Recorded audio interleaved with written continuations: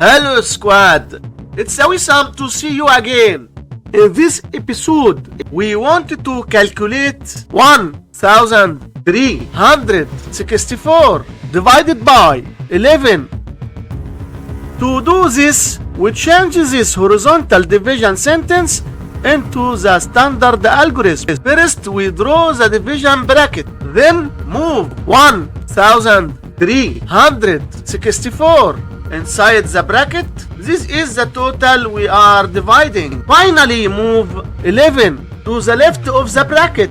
This is our divisor. The answer to our division will be written right here on top of the bracket. This is called the quotient. Let's look at the first digit of our number inside the house. Is this 1 big enough for 11 to fit inside? But in our case, we found that 11 is larger than 1. So we must take the next digit too. How many 11 are in 13? The answer is 1. Now multiply 1 by 11, which gives us 11. Draw line and subtract 13 minus 11, which leaves us with 2.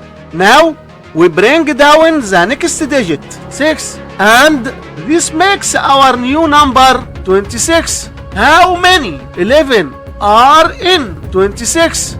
The answer is 2.